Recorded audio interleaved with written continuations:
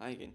Denne gang vil jeg vise dig, hvordan du ændrer din netværkskonfiguration, så du kører med manuel IP-adresse, i stedet for at køre med DHCP, som den er sat op til standard. Du går hen i æblet, som altid, og går ned og vælger systemindstillinger. Det er det, man fra Windows også kender som kontrolpanelet.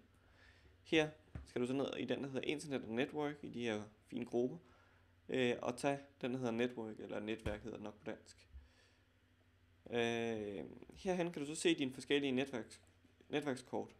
Det er typisk den, der hedder Airport, altså det trådløse netværk, eller den, der hedder Ethernet. Det er så det almindelige netværksstik, man sætter ind i mærken.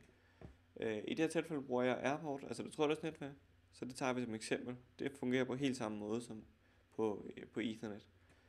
Her skal jeg selvfølgelig vælge det rigtige netværk, og bemærk nu lige, at den skal være turn on, og den skal være connected. Standard har den så allerede givet mig en IP-adresse via DHCP, men nu skal jeg prøve at ændre den IP-adresse, så den bliver manuel. Jeg går ned i Advanced, og så går jeg hen i TCP IP. Og her vælger jeg så, i stedet for at det er DHCP, at bruge manuel IP-adresse. Her er du så nødt til at vide, hvilken IP-adresse du bruger, og alternativt om du har nogle andre computer på netværket, der også bruger nogle IP-adresser, for så skal du være sikker på, at du ikke kommer til at tage den IP-adresse fra den anden computer. Det fungerer sådan på netværk, at der kan ikke være flere computere på samme IP-adresse. Så I er nødt til at have nogle forskellige IP-adresser, så ikke der opstår en IP-konflikt.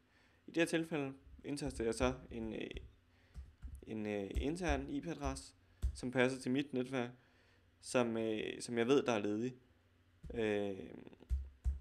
Hvis ikke du ved, hvad det er for nogle IP-adresser, du kører med, og du ikke lige ved, hvordan du logger ind i din router for eksempel, så kan du kontakte en internetudbyder, der kan oplyse dig om, hvordan det udstyr, du har fået fra dem, fungerer.